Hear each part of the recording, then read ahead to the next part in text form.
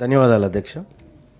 అధ్యక్ష, ముఖ్యంగా పోలీస్ డిపార్ట్మెంట్లో ఉన్నటువంటి సమస్యలు అధ్యక్ష, పోలీస్ డిపార్ట్మెంట్లో ఉన్నటువంటి కింది స్థాయి హోంగార్డ్ దగ్గర నుంచి ఎస్ఐసిఐ స్థాయి వరకు అనేకమైనటువంటి సమస్యలు అధ్యక్ష. వాళ్ళు ఎక్కడన్నా చెప్పుకుందామంటే అది డిసిప్లినరీ యాక్షన్ అంటున్నారు, లేకపోతే వాళ్ళు ఎవరికి చెప్పుకోలేకుండా యూనిఫామ్ సర్వీసు, తర్వాత దానికి కొన్ని నిబంధనలు కూడా ఉన్నాయి అధ్యక్ష.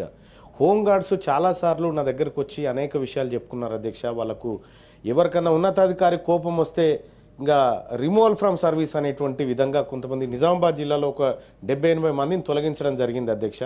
సో గతంలో జరిగినటువంటి పొరపాటు లేకుండా వాళ్ళ ఉద్యోగ భద్రత విషయంలో కానీ, లేకపోతే వాళ్లకు చెల్లించాల్సినటువంటి వేతనాల విషయంలో కానీ రాష్ట్ర ప్రభుత్వం, కాంగ్రెస్ పార్టీ ప్రభుత్వం మేనిఫెస్టోలో చెప్పింది, ఆ మాట కట్టుబడుతూ ముందుకు పోతుందన్న నమ్మకం ఉంది సార్.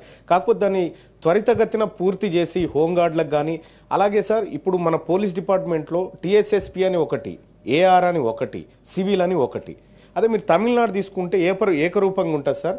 ఆ విధంగా ఇప్పుడు టీఎస్ఎస్పీలో నేను చాలాసార్లు డిచ్పల్లో ఉన్నటువంటి గతంలో ఒక వార్త చూశాను సార్.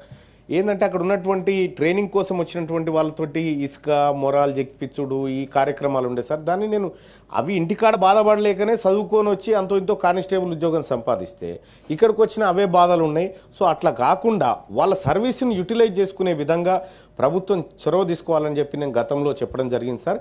ఈ అందరినీ, ఈ టీఎస్ఎస్పీ తర్వాత ఏఆర్ సివిల్ వీళ్ళందరినీ ఒకే వేదిక మీదకి తీసుకొచ్చి ఏకరూపకంగా వాళ్ళ సేవలు వాడుకోవడానికి ప్రభుత్వం ముందు ఏమైనా ఆలోచన ఉందా అని తమరి ద్వారా మంత్రి గారి ముందు ఒకటి చెప్తా ఉన్నాను అధ్యక్ష.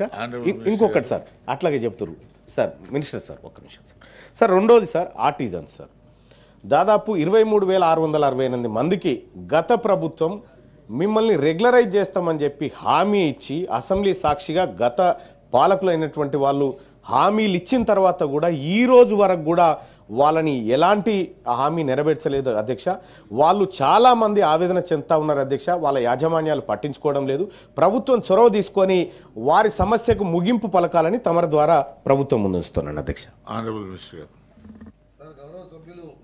నవీన్ గారు చెప్పినందుకు నోట్ చేసుకున్న సందేహంగా సంబంధిత హోమ్ మినిస్టర్ గారికి అలాగే ముఖ్యమంత్రి గారి దృష్టికి తీసుకెళ్తాం.